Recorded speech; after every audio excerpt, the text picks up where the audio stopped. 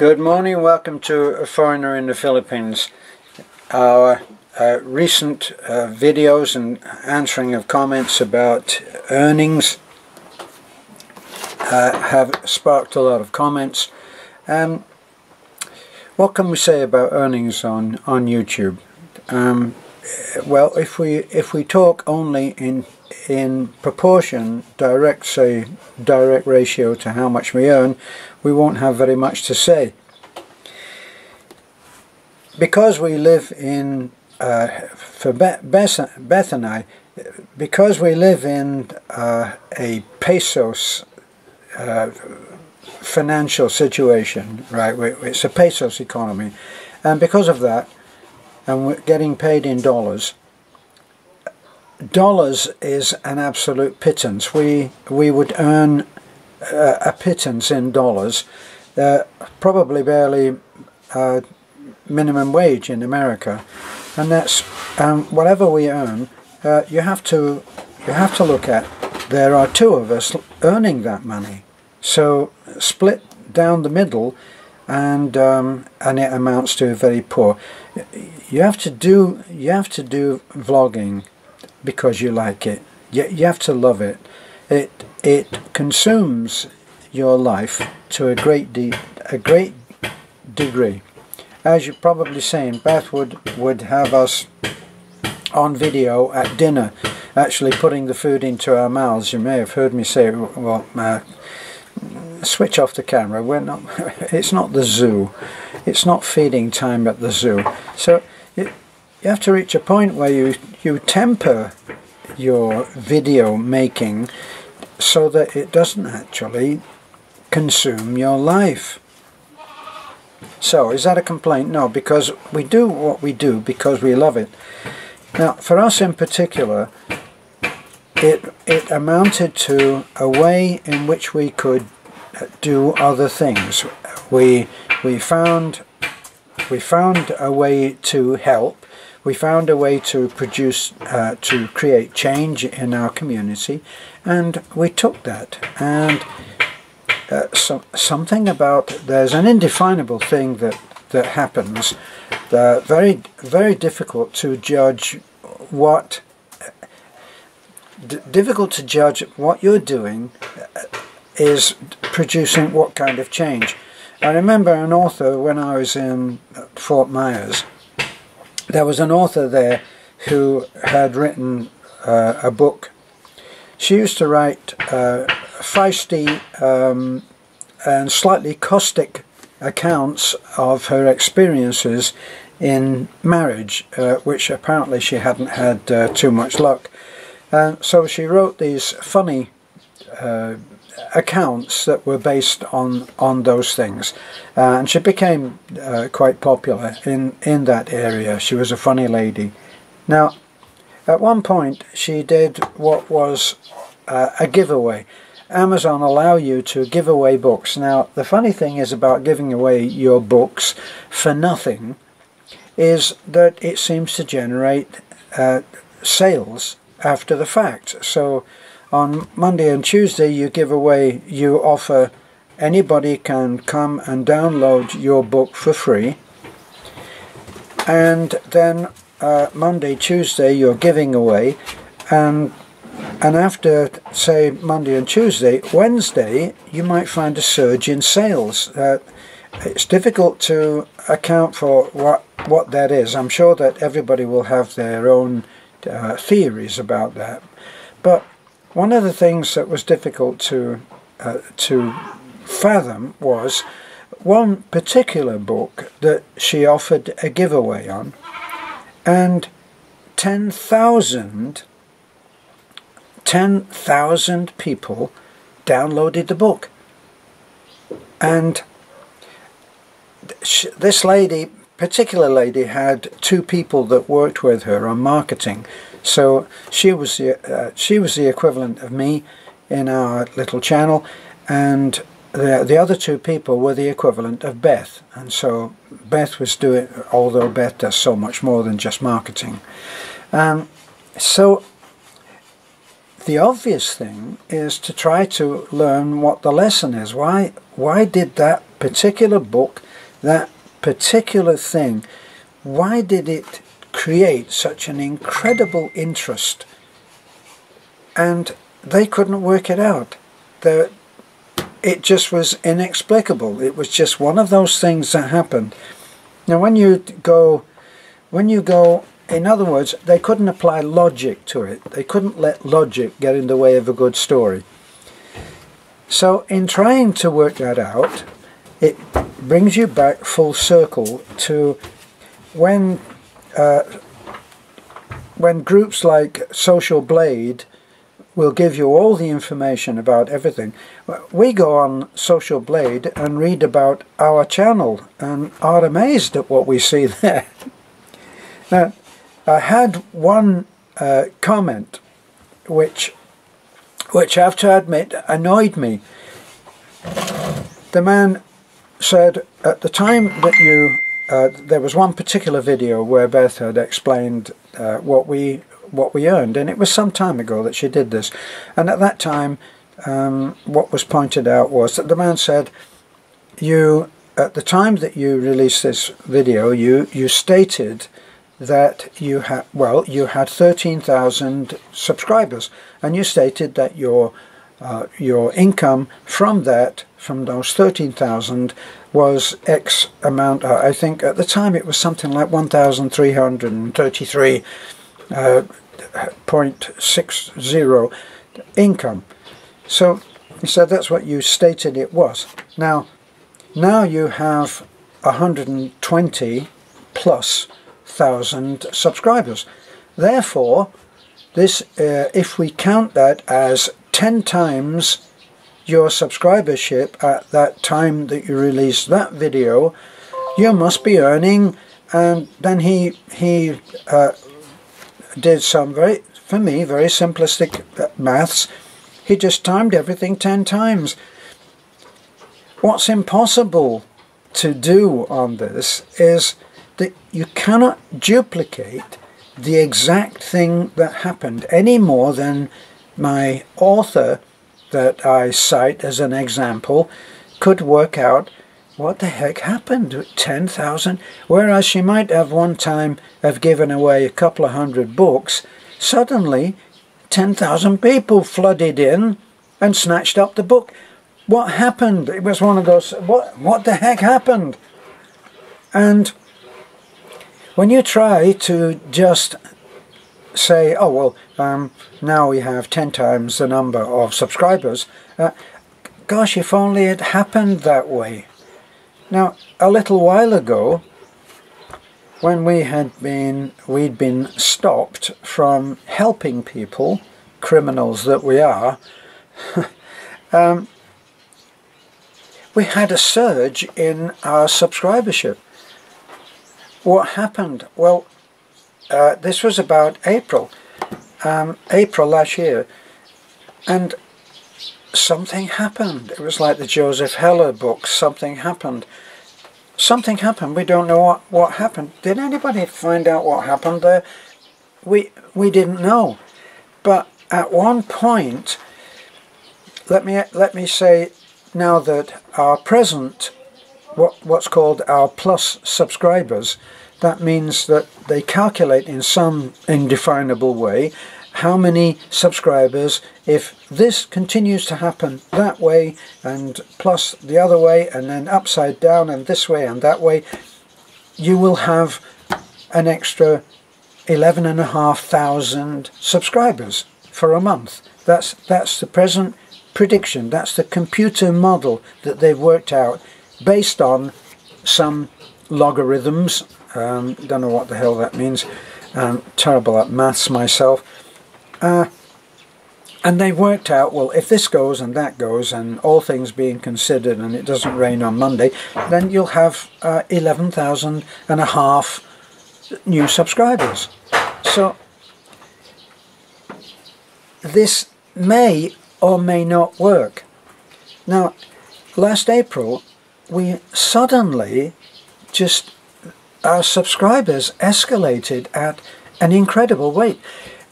Our plus at the moment, if you're looking at what you do per hour, straight away, don't bother. Go and get a job at McDonald's, okay? Because initially you may not earn anything at all for a time. Well, you don't earn anything at all for a time because you have to make so many thousand subscribers and have so many likes, and they have a particular level of activity that you have to be generating in order for you to have, say, ads on the thing which are going to bring you money, which gets us to how do they make money. If you have an ad on your post, you have an ad on your video. Now, if everybody skips the ad, you get nothing. But when the ad is left to run, I think it even works in seconds. If it's left to run in so many seconds before it's cut off, then you get so much. If it's left to run more seconds, then you get a little bit more. If it's left to run the whole thing, then that's the best you do for allowing the ad to run. Now, let's suppose that they're advertising a particular product, and the person who is watching thinks, well, that's an interesting product, and he watches the whole ad, and then he clicks on the link. Now you get a tiny bit more, and we're talking about infinitesimal portions of $1. But let's say that this man sees a widget that he's interested in, and he clicks on the widget link, and it takes him, and then he looks at, he spends a little bit of time then viewing, and he is already identified as being from you. Miracles of the computer.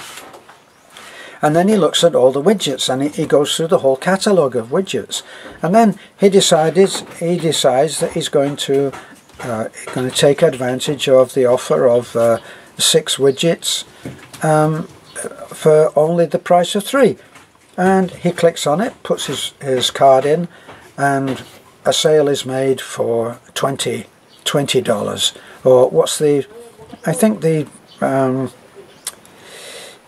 impulse buy now is at something like $29. Someone apparently will go to their credit card and they'll pay something for something of $29 as an impulse buy. So they're not going to think about it too much. So he does that, and he spends $29. Now you will get more. So watching the ad will help our channel. Going to the link will help our channel. Certainly buying something that came from a link that we posted will help the most. And we work a great deal. I'm talking now not as look what heroes we are and that we're martyrs. We choose what we do and we love what we do, so there's no complaints from us. This is just to let someone, that person who our level-headed man is talking about, who would actually like to know, and he's looking for a business, and he looks at say what vloggers are doing and think, well, I can talk, so maybe I could do that. Maybe he has a love of it, maybe it's something he always wanted to do, or maybe he's just looking at it to make some money.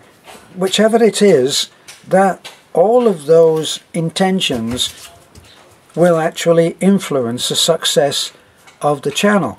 Now, my personal recommendation is that if and if you decide that you want to do a channel, it's not hard to set up the channel, because there are a gazillion sites that will pop up. If you type in on YouTube, how do I set up my own channel? If it were paper responses, you would be buried in an avalanche of paper. So there's no shortage of people out there who are running their own channel, advising people how to do things. So they'll welcome you and they'll be happy to show you how to do it. That's a given, you can do that. And then you can learn how to upload the videos. But what what will you choose to do? And this is the crux of it. What are you good at? I mean, it may be that your communication skills are not great. When you communicate, a long time ago, when things were still in video form, I purchased a video of a man who had worked in special effects in Hollywood. Now, he was a clever guy, but he was a talking head. He was the most boring man to listen to. He droned on. Now, you're probably at the point now where you're passing on next because saying, oh, who's this guy kidding himself? And you may be right. But what the man had done is, instead of showing his incredible skills and having the camera showing what he did and how he did it and how this went in there, he was talking about animatronics.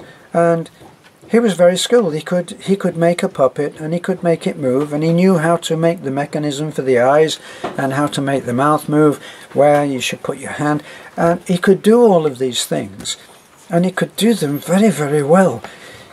But he focused on his face, and he focused on him standing in front of a table with everything laid out on the table, and then he said, this is what you've got to do here, because what you do is you take this widget and you put the screwdriver in. If you put the screwdriver in this way, it won't work, and if you put the screwdriver in the other way, it will. Now, once you've got that, and after a while you had to prop your eyelids up with matchsticks, you know.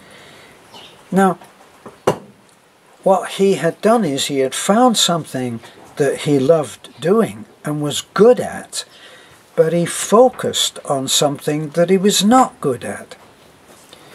Which takes me to someone else who was a neighbour who was doing the same thing and gave me some of his CDs and said, can you look at these and tell me what you think?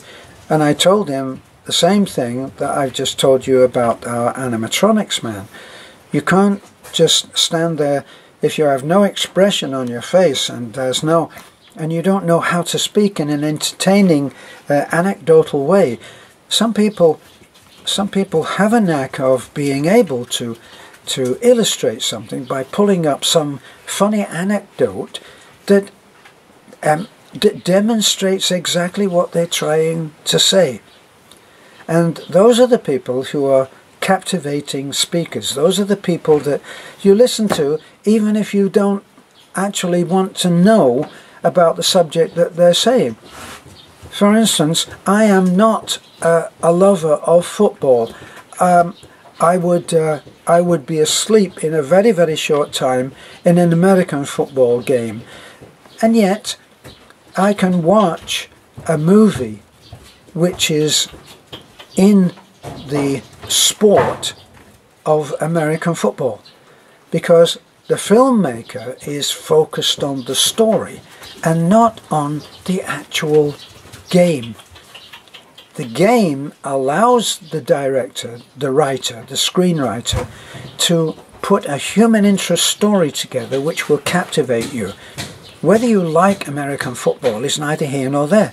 They will give you enough to be able to create the atmosphere of American football, but it's really about the characters, about the people who are winning and losing, who are supporting their wives and families by being a footballer, and how they risk their life, which they do, in terrible injuries, being incapacitated for life if they are injured terribly, which they can be. So that's the focus on which a story in the sport of football could interest me.